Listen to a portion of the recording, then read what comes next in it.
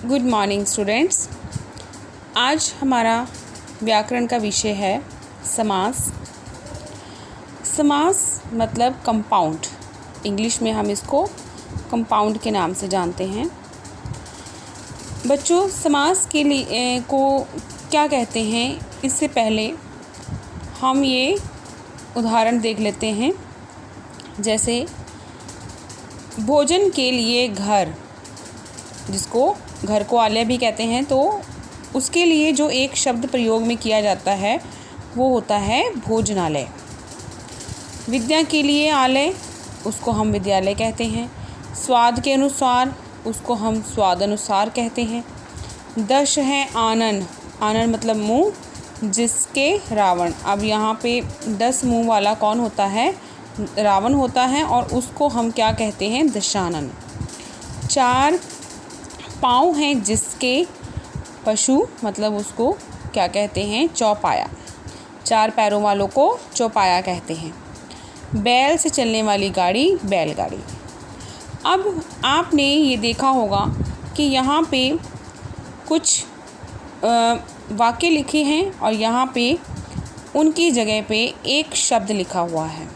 ठीक है, तो इस तरह की प्रक्रिया को ही समास कहते हैं कि जब एक तरफ पूरे वाक्य और दूसरी तरफ शब्द और दोनों का अर्थ समान होता है, तो पूरे शब्द समूह को एक संक्षिप्त करने की, संक्षिप्त मतलब शॉर्ट करने की जो प्रक्रिया होती है, जो प्रोसेस होता है, उसको हम समास कहते हैं।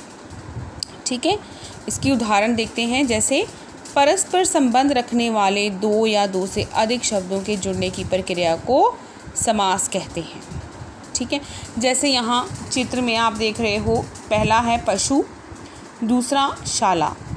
अब ये 2 शब्द हैं, ठीक है, 2 अलग अलग पद हैं। इनको हम जोड़ दें तो ये क्या बन जाएगा? पशुओं के लिए शाला। अब अगर इसको अलग करके लिखें तो ऐसे लिखेंगे, लेकिन हम पशुशाला इसको जब लिखेंगे तो ये क्या कहलाएगा?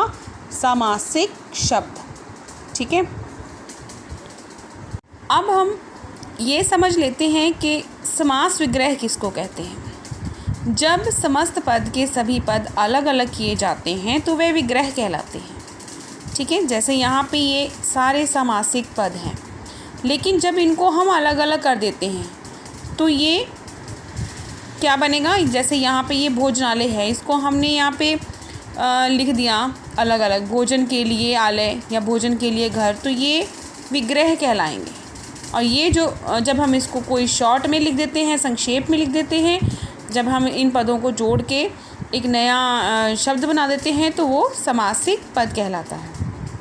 ठीक है, समस्त पद, समास बनाने में 2 या 2 से अधिक पद होते हैं।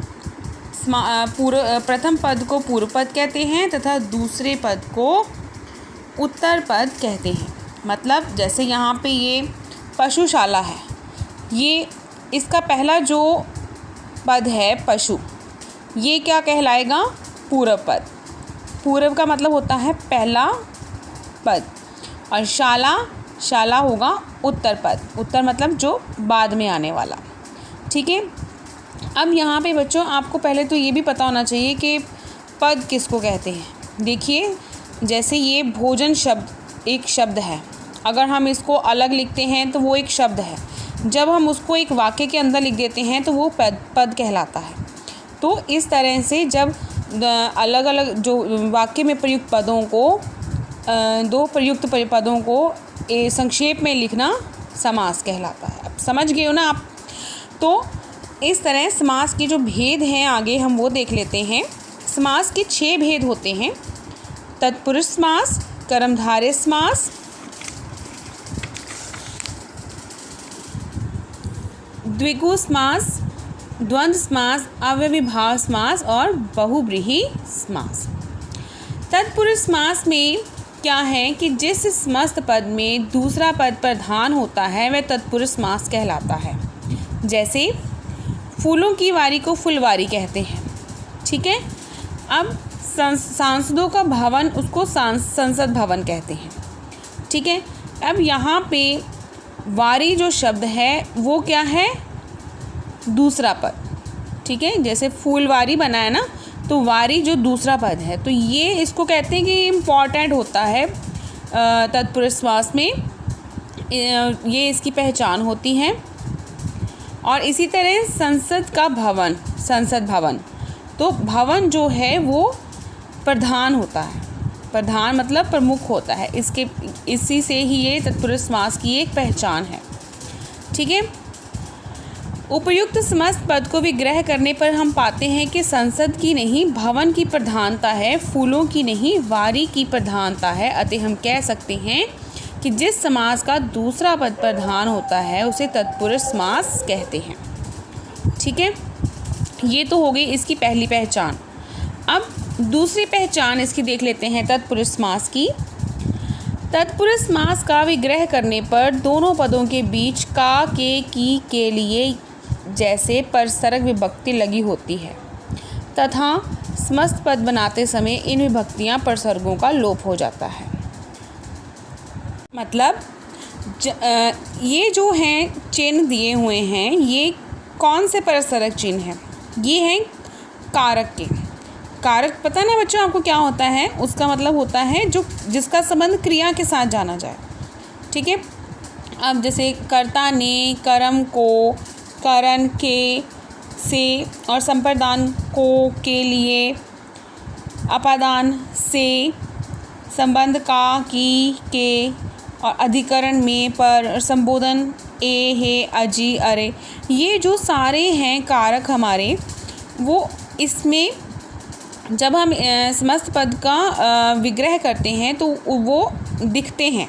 जैसे ये देखो, यहाँ पे सर्वप्रिय है, ठीक है, ये कर्म कारक की दी हुई है उदाहरण, सर्वप्रिय। अब इसका हमने विग्रह कर दिया, ठीक है, ये समासिक पद है और ये क्या है, ये विग्रह है। जब हम इसका विग्रह करते हैं तो सब को प्रिय, तो यहाँ पे जो ये को पर सरग है, ये कौन सा है, ये है कर्म कारक, ठीक है। तो दूसरा इसी तरह यहाँ पे माखन चोर, माखन को चुराने वाला, यहाँ पे भी जब हमने इसका विग्रह कर दिया तो यहाँ पे को पर सरग लगा है। और यहाँ इन्होंने बताया है कि का, के, की, के लिए, से जैसे पर सरग विभक्ति लगी होती है, ठीक है। लेकिन एक बात और सुन लो कि हमेशा तत्पुरुष समास में बाकी सारे कारक की विभक्ति चिन्ह लगे होते हैं जब हम उसका विग्रह करते हैं, लेकिन कर्ता कारक का विभक्ति चिन्ह नहीं होता है। याद रखना है आपने, कर्ता कारक का विभक्ति चिन्ह क्या होता है, ने, ठीक है। उसका क्या चिन्ह होता है, ये वाला ने, ये नहीं लगा होता है जब हम किसी भी समासिक पद को विग्रह करते हैं। इसकी पहचान ही ये है तत्पुरुष समास की कि आप जब आपको कभी जैसे पेपर में आ जाता है कि ऐसे मान लो कोई शब्द लिखा हुआ आ जाए तुलसीकृत, ठीक है, तो आपको पूछा जाए कि इसका बताइए कि ये कौन सा समास है, तब आपने क्या करना है, सबसे पहले आपने उसका विग्रह करके देखना है। विग्रह किया, तुलसी के द्वारा कृत। अब यहाँ पे परसरग चिन्ह क्या लगा हुआ है, परसरग चिन्ह लगा हुआ है के द्वारा। के द्वारा मतलब करण कारक लगा हुआ है, करण कारक का परसरग चिन्ह लगा हुआ है। इट मीन्स कि ये तत्पुरुष समास है। यहाँ पे जैसे यहाँ पे को लगा है, यहाँ पे से लगा है, यहाँ पे के, तो ये जो हैं बाकी सारे कारक के परसरग चिन्ह लगे होंगे, सिर्फ एक कर्ता कारक का ने परसरग चिन्ह नहीं लगा होगा। ये दूसरी पहचान है तत्पुरुष समास की, ठीक है। पहली पहचान ये बताई थी कि जो दूसरा पद वो महत्वपूर्ण होता है, प्रधान होता है, और दूसरी पहचान ये बताई है कि सारे जो कारक के परसरग चिन्ह हैं, जो विभक्ति चिन्ह हैं, वो लगे होते हैं जब हम इसका समासिक पद का विग्रह कर देते हैं, ठीक है। और सिर्फ कर्ता कारक का परसरग चिन्ह नहीं लगा होता, ठीक है। ये होती है तत्पुरुष समास की पहचान।